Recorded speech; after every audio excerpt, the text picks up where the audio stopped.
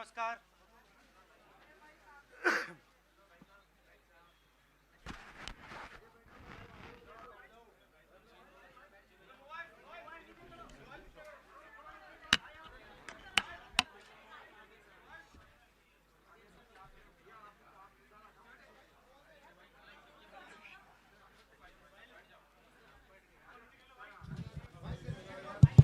Where is brother Bhagel?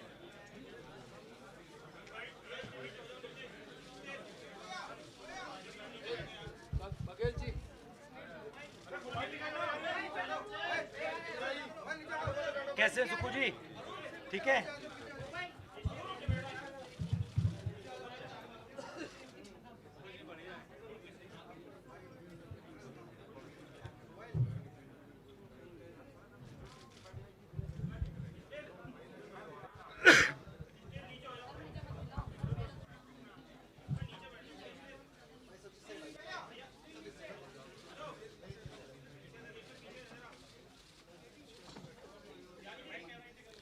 नमस्कार साथियों, आज हमारे बीच में राहुल जी हैं। उनके साथ छत्तीसगढ़ के मुख्यमंत्री, राजस्थान के मुख्यमंत्री, कर्नाटका के मुख्यमंत्री और हिमाचल प्रदेश के मुख्यमंत्री भी मौजूद हैं। आज कांग्रेस कार्य समिति की 4 घंटे तक बैठक हुई। एक प्रस्ताव भी पारित हुआ सर्वसम्मति से। वो प्रस्ताव आपको अभी मिल जाएगा। अभी आपको इस कार्य समिति की बैठक में जो चर्चा हुई है, जो विचार विमर्श हुआ है, उसके बारे में राहुल जी आपको अवगत कराएंगे। राहुल जी। धन्यवाद। आप सबका यहाँ स्वागत।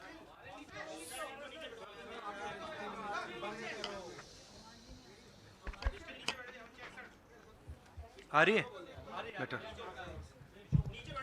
आप सबका यहाँ स्वागत। जैसे जयराम रमेश जी ने कहा, 4 घंटे हमारी कास्ट सेंसस पे चर्चा हुई, डिस्कशन हुआ और एक ऐतिहासिक निर्णय कांग्रेस वर्किंग कमेटी ने लिया है और यूनानिमसली लिया है। मगर मतलब कमरे में कोई ऐसा व्यक्ति नहीं था जिसने अपना पूरा सपोर्ट कास्ट सेंसस का जो कॉन्सेप्ट है उसको नहीं दिया। तो काफ़ी खुशी की बात है। हमारे यहाँ चीफ मिनिस्टर्स बैठे हैं। हमारे चीफ मिनिस्टर्स ने भी डिसीजन लिया है कि वो भी राजस्थान में, कर्नाटक में, छत्तीसगढ़ में, हिमाचल में कास्ट सेंसस को आगे बढ़ाएंगे। तो अंग्रेजी में बोल दूँ? इंग्लिश में। There is a very big decision taken today by the Congress Working Committee. Unanimously, the working committee has supported the idea of a caste census in the country, and I think it is a very, very progressive step, a very powerful step for the emancipation of the poor people in our country. We've also, our chief ministers are also believe that it's an important step for them to take, so our states are also considering this and actioning this step. If you have any questions, जी, please feel सवाल। free to ask them. एक minute, एक करके। संजीव, एक minute please रुक जाइए। हाँ जी। Rahul ji, the Congress has taken this decision of, taking this caste census forward. Will the India Alliance parties also, support you in this, because the Congress is unanimous in this? Whether all the other parties, because you are going to contest the elections together, all 26 parties are contesting the elections together. So will they also support, and will you seek their support? Well, the Congress president today chaired the meeting of the highest body of the Congress party, and the entire Congress party has decided that it is going to wholeheartedly not just support the idea of the caste census, but force the BJP to carry out the caste census or then get out of the way so we can carry out the caste census. Now, most of the parties in the India alliance are unanimous that the caste census should be implemented. There might be a few who might have a slightly different position, and that's fine. We are quite flexible. We are not a fascist system. We are quite flexible. If somebody has a slightly different opinion, there's no problem. They can have that opinion. But I am confident that the vast majority of the Indian alliance is going to support and push the idea of the caste census. हाँ जी madam. Hindi में बोल देता हूँ. आपका सवाल था कि क्या इंडिया अलायंस भी कास्ट सेंसस को सपोर्ट करेगी. तो मैंने कहा कि देखिए, कांग्रेस प्रेसिडेंट ने हमारी जो सबसे बड़ी डिसीजन मेकिंग बॉडी है उसमें निर्णय लिया है कि हम कास्ट सेंसस को इम्प्लीमेंट करेंगे. सिर्फ ये नहीं, मगर ये भी डिसीजन लिया है कि हम बीजेपी पर दबाव डालेंगे और उनसे करवाएंगे. अगर उन्होंने नहीं किया तो फिर उन्हें परे हो जाना चाहिए, क्योंकि देश कास्ट सेंसस चाहता है. अब जहां तक इंडिया अलायंस की बात है, मैं जानता हूं कि काफ़ी पार्टी इंडिया अलायंस में इस निर्णय का समर्थन करेंगी. एक दो पार्टी हो सकती हैं जिनकी राय थोड़ी अलग हो. हमारे लिए कोई प्रॉब्लम नहीं है, क्योंकि हम कोई फैशिस्ट सिस्टम नहीं है. मगर ज़्यादा से ज़्यादा पार्टियां इस डिसीजन को पूरी तरीके से सपोर्ट करेंगी. हाँ जी मैडम. राहुल जी मैं पूनम. एक मिनट मैडम बोलिए. अच्छा, अगर आपका सवाल सुनिए, अगर आपका सवाल गहलोत जी से है या बघेल जी से या किसी हमारे चीफ मिनिस्टर से, उनका नाम पहले ले लीजिए प्लीज. राहुल जी मैं पूनम हूँ, अमर उजाला से. इधर मैं ये आपसे जानना चाहती हूँ कि राजस्थान ने कल रात को ही जातीय जनगणना को लेकर अपना जो रुख है वो साफ कर दिया है. आज से 5 राज्यों का चुनावी बिगुल बच गया है. तो क्या ये माना जाए कि ये 5 राज्य जो हैं वो कांग्रेस का लिटमस टेस्ट होंगे भारतीय जनता पार्टी के ऊपर दबाव बनाने के लिए कि वो जातीय जनगणना कराएं? देखिए, ये जो आपके शब्द हैं लिटमस टेस्ट, ये केमिस्ट्री में चलते हैं, ये राजनीति में नहीं चलते हैं. हमारी सिंपल सी बात है, हम सब ने निर्णय ले लिया है कि हिंदुस्तान के भविष्य के लिए कास्ट सेंसस जरूरी है. एक कास्ट सेंसस के बाद एक नया डेवलपमेंट का पैराडाइम खुलेगा, और हमने निर्णय ले लिया कि हम ये काम करेंगे. तो ये मैं आपको आज बता रहा हूं कि कांग्रेस पार्टी इस काम को पूरा करके ही छोड़ेगी. और याद रखिए, जब हम वायदा करते हैं, हम उस वायदे को तोड़ते नहीं हैं. हाँ सुनील. एक मिनट सुनील.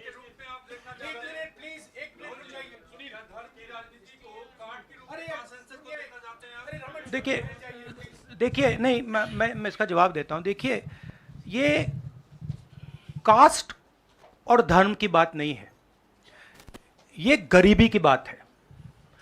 हिंदुस्तान के ओबीसी, हिंदुस्तान के दलित, हिंदुस्तान के आदिवासी और हिंदुस्तान के गरीब लोग, इनके लिए यह काम किया जा रहा है. आज क्या हो रहा है, 2 हिंदुस्तान बन रहे हैं, एक अदानी जी वाला और दूसरा सबका. कास्ट सेंसस साफ दिखा देगा कि हिंदुस्तान में लोग कितने हैं, कौन है, और हम वहां नहीं रुकेंगे. उसके बाद इकोनॉमिक सर्वे होगा, तो हमें यह भी पता लग जाएगा कि कितने लोग हैं, धन किसके हाथ में है, धन कहां है, एसेट्स किसके हाथ में है. और फिर जैसे मैंने कहा, जो एक्सरे हमें, और मैं कहता हूं शायद इसमें मेरी भी गलती है, जो हमने पहले नहीं किया उसको अब हम पूरा करके दिखा देंगे, क्योंकि इस एक्सरे की जरूरत है. अगर हम नया पैराडाइम, नया डेवलपमेंट का पैराडाइम चाहते हैं जहां सबको न्याय मिले, उसके लिए हमें कास्ट सेंसस करना ही होगा. Sir, you've heard the Prime Minister in Hyderabad, give his counter to the caste census and about, the rights and what will happen to southern states and the various things. How do you view that? And also for the Karnataka Chief Minister, why doesn't he go ahead with the release of the caste census data? We are in discussions. We are very clear what our direction is. Those actions will be taken. I'll also let Siddaramaiah ji directly answer your question. So first, let me ask him to. You haven't answered that. I'll come back to you. He's asking about caste census in Karnataka. Our previous government in Karnataka, that is, the government, our Congress government was there between 2013 and 2018. Normally he doesn't need a mic. In 2014 and 15, we have entrusted this caste census and socio-economic survey of all communities to Permanent Backward Class Commission, headed by one Kantraj, then chairman of the commission. By the time our term is over, the report was not ready. When coalition government was there in Karnataka after 2018, the caste census report was ready, but the coalition government's chief minister, Mr. Kumaraswamy, did not receive that report. Now the report is laying with the Permanent Backward Class Commission. I requested now the present chairman, Mr. Jaiprakash Hegde, to submit the report to the government. If he submits the report, he will definitely issue the report. With consensus, caste census and socio-economic survey of all communities, particularly other backward communities. एक minute please. अरे एक minute रुक जाइए ना. जवाब दे रहे हैं. राहुल जी जवाब दे रहे हैं. On the Prime Minister's, the Prime Minister is making unconnected statements. What the caste census has to do with, representation of the South is very difficult to understand. Now, the problem is that the Prime Minister is incapable of doing the caste census. I'd like to point out something quite interesting. There are हमारे 4 chief ministers हैं. 4 में से 3 OBC वर्ग के हैं. BJP के 10 chief minister हैं, 1 OBC वर्ग के हैं, और वो भी कुछ ही दिन में चीफ मिनिस्टर नहीं रहेंगे. तो बात बहुत होती है ओबीसीज की, मगर नरेंद्र मोदी जी को यह बताना है कि ओबीसीज के लिए आपने किया क्या. मैंने पार्लियामेंट में उदाहरण दिया कि 90 अफसरों में से 3 अफसर ओबीसी वर्ग के. नरेंद्र मोदी जी ने उसके बारे में कुछ नहीं बोला. उन्होंने यह भी नहीं बोला कि हां यह गलत है. उन्होंने बोला, एक शब्द नहीं बोला. मतलब उनके लिए यह एक्सेप्टेबल है कि हिंदुस्तान में जिनकी शायद 50% आबादी है अप्रोक्सीमेटली, उनका सरकार को चलाने में कोई भी हक ना हो. तो ये तो सच्चाई है, रियलिटी है. प्राइम मिनिस्टर सीधा कह दें कि हम कास्ट सेंसस का डेटा रिलीज कर देंगे. प्राइम मिनिस्टर सीधा कह दें कि अगला सेंसस कास्ट बेसिस पे होगा. वो कह ही नहीं सकते, क्योंकि प्राइम मिनिस्टर सचमुच में ओबीसी वर्ग के लिए काम नहीं करते हैं. प्राइम मिनिस्टर का काम ओबीसी वर्ग को डिस्ट्रैक्ट करने का, ओबीसी वर्ग के ध्यान को इधर उधर करने का है. जो सच्चाई है कि ओबीसी वर्ग, दलित वर्ग, आदिवासी वर्ग को कितनी भागीदारी मिल रही है, उससे डिस्ट्रैक्ट करने का पूरा सिस्टम बना रखा है आरएसएस ने और नरेंद्र मोदी जी ने. और नरेंद्र मोदी जी उनके मेन इंस्ट्रूमेंट है, मतलब सेंट्रल औजार हैं. उनका यही काम है कि भैया ओबीसी की भागीदारी ना हो, ध्यान इधर उधर जाता जाए. हाँ संजय. राहुल जी, प्राइम मिनिस्टर और बीजेपी का एलिगेशन है कि कांग्रेस कास्ट सेंसस को इसलिए ला रही है, लाके वो हिंदू कम्युनिटी के अंदर डिवीज़न पैदा करना चाह रही है। और ये राजस्थान में उन्होंने रैली में ये बात कही कि ये कास्ट सेंसस का मतलब कांग्रेस का एडवोकेसी का, राहुल गांधी का एडवोकेसी का यही लक्ष्य है। हमारा लक्ष्य, जैसे मैंने कहा, हमारा लक्ष्य है कि एक्सरे होना चाहिए। किसी को चोट लगती है, अस्पताल में पहला काम होता है, भैया देखिए एक्सरे कराते हैं, पता लगाते हैं क्या है, सच्चाई क्या है। हमें लग रहा है कि हिंदुस्तान में जो भागीदारी ओबीसीज की होनी चाहिए, दलितों को होनी चाहिए, आदिवासियों की होनी चाहिए, हमें लगता है कि वो उनको नहीं मिल रही है। सस्पिशन है। अब हम सिर्फ ये कर रहे हैं कि हम एक्सरे कराना चाह रहे हैं, देखना चाह रहे हैं कि क्या ये सच्चाई है इसमें या नहीं। नरेंद्र मोदी एक्सरे कराने से क्यों डर रहे हैं? इसमें लोगों को बांटने की बात नहीं है, इसमें जो हक लोगों का है उनको देने की बात है।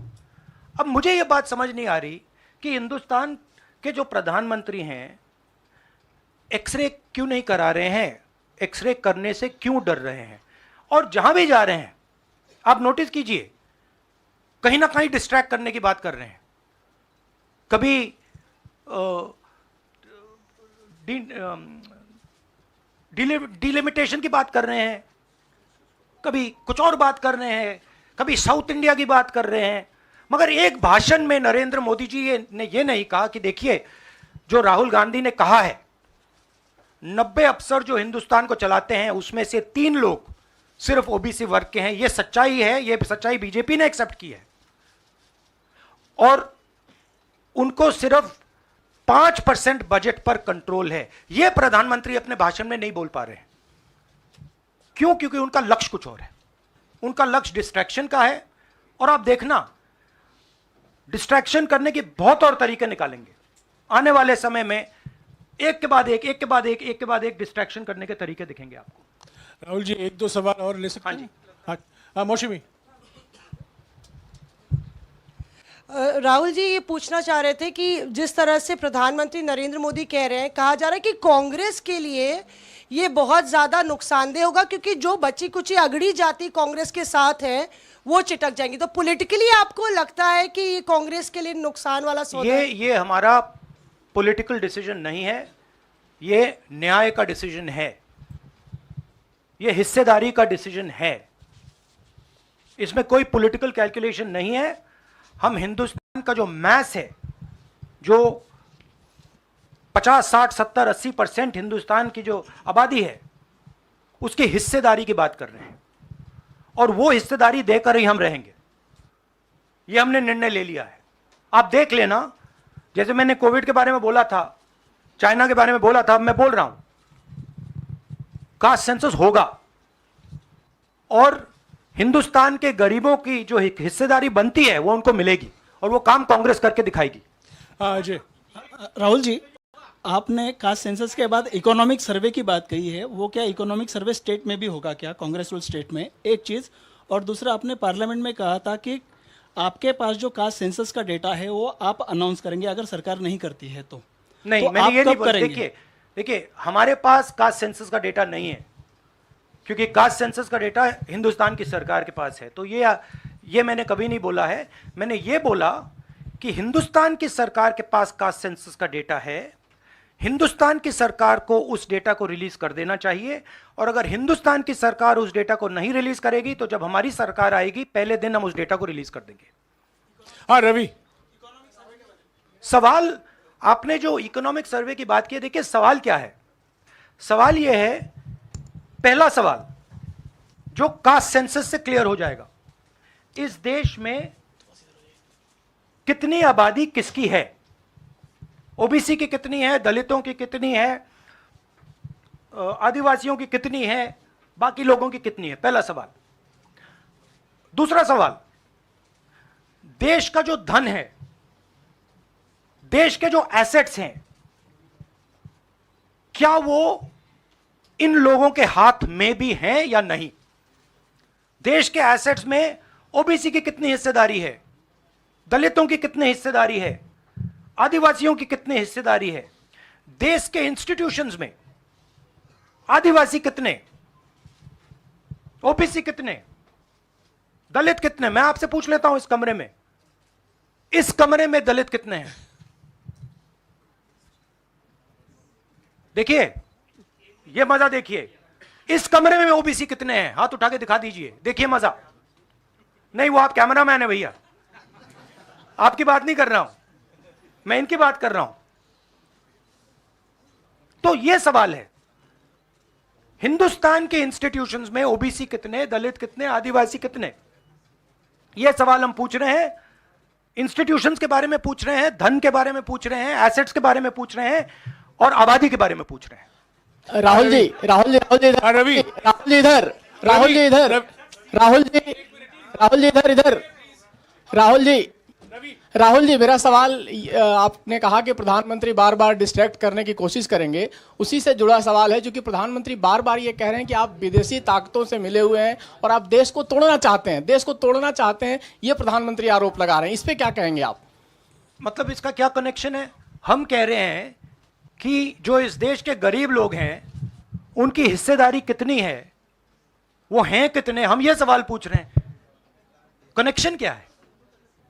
ये वही बात है डिस्ट्रैक्ट करने का, कि भैया उधर देखो, इधर देखो, उधर देखो। जैसे मैंने अभी आपसे पूछा इस कमरे में ओबीसी कितने हैं, सब लोग इधर उधर देख रहे थे, एक भी हाथ नहीं दिखा मुझे। एक है, हाँ भैया, मेन ये है, ये मेन है। यहां पे ना एक आदिवासी है, ना एक दलित है, ना एक ओबीसी है, तो सवाल उठता है। अब मैं ये नहीं कह रहा हूं, सवाल पूछना जरूरी है, मैं सिर्फ सवाल पूछ रहा हूं।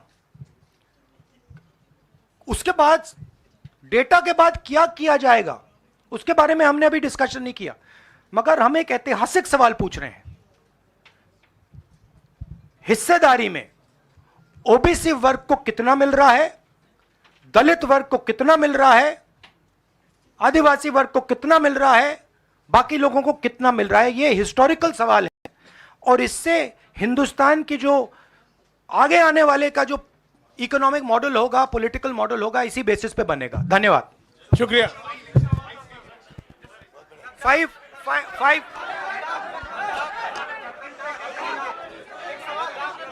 भैया, एक सेकंड देखिए, 5 जहां पे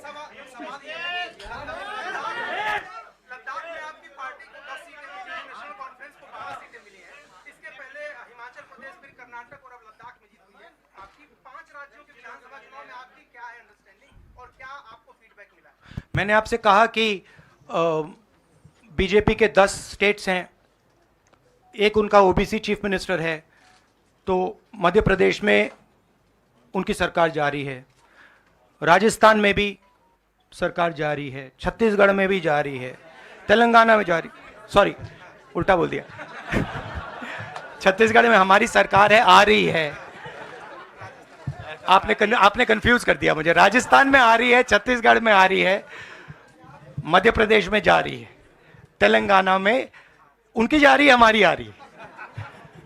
नहीं, सीरियसली कहूं तो माहौल बहुत पॉजिटिव है, और मैं चारों जो हमारे स्टेट्स हैं उनके बारे में कह सकता हूं। जो गहलोत जी ने हेल्थ केयर का स्ट्रक्चर जो बनाया है, शायद वो दुनिया में एक ऐतिहासिक हेल्थ केयर का सिस्टम राजस्थान की सरकार ने बनाया है। और जो काम राजस्थान की सरकार ने गरीबों के लिए किया है, ऐतिहासिक काम किया है। कर्नाटक में हमारी जो 5 गारंटीज हैं, जो सोशल प्रोटेक्शन की जो स्कीम्स हैं, वो अनमैच्ड है। आप किसी भी स्टेट में चले जाइए, आप पूछ लीजिए, आपको ऐसा सोशल प्रोटेक्शन का स्ट्रक्चर नहीं मिलेगा। छत्तीसगढ़ में जो किसानों के साथ हमारे चीफ मिनिस्टर ने किया, जो उनको धान के लिए दाम मिलता है, सबसे ज़्यादा मिलता है हिंदुस्तान में, जो कनेक्टिविटी उन्होंने बनाई है, जो हमारे छोटे छोटे डिस्ट्रिक्ट्स में मैन्युफैक्चरिंग यूनिट्स लगवाए हैं, जो ऐतिहासिक काम किया है। और अगर सुक्खू जी के बारे में समझना चाहते हैं तो जब हिमाचल को चोट लगी तो उनका रिस्पॉन्स जो था, जमीनी रिस्पॉन्स, लोगों के बीच में जाकर रिस्पॉन्स, वैसा रिस्पॉन्स शायद मैंने तो पहले नहीं देखा है। तो हमारी जो 4 सरकारें हैं अच्छा काम कर रही हैं। मुझे लगता है हम इन चुनाव में बहुत अच्छा करेंगे। मिज़ोरम में मैं अभी जा रहा हूं, काफ़ी पॉजिटिव माहौल है और जनरली लोगों में गुस्सा है। 1-2 कारण है, बेरोजगारी, महंगाई और जो इनइक्वालिटी बढ़ती जा रही है कि अदानी जी जैसे लोग अमीर होते जा रहे हैं, देश के पूरे एसेट्स उनके हाथ पड़ रहे हैं, और किसान हैं, मजदूर हैं, वो गरीब होते जा रहे हैं। ये सबको दिख रहा है। तो इसीलिए हम प्रिपरेशन कर रहे हैं। कास्ट सेंसस हमारा फाउंडेशन है, मगर जो राजस्थान में इन्होंने हेल्थ केयर के लिए किया वो हम नेशनल लेवल पे करने की सोच रहे हैं। जो किसानों के लिए ये कर रहे हैं, जो इनका सोशल सिक्योरिटी का स्ट्रक्चर है, वो हम इसको नेशनल लेवल पे इंप्लीमेंट करने की प्लानिंग कर रहे हैं। हमारी सोच है कि जो नरेंद्र मोदी जी और बीजेपी ने नफरत, हिंसा और डर का विजन दिया है, हम देश को मोहब्बत, रिस्पेक्ट और भागीदारी का विजन दें। और मुझे लग रहा है कि देश का जो मूड है वो बिल्कुल बदल चुका है। और ये बात अभी बीजेपी वालों को समझ नहीं आई है, मगर कुछ ही दिनों में उनको आस्ते आस्ते ये बात समझ आ जाएगी कि जो उन्होंने देश के साथ किया है, जो उन्होंने नफरत फैलाई है, जो उन्होंने इंस्टीट्यूशंस पर आक्रमण किया है, लोगों को डराया है, धमकाया है, नफरत फैलाई है, वो इस देश को अच्छा नहीं लगा है। तो ये मुझे लग रहा है। आप सबका बहुत बहुत धन्यवाद। नमस्कार।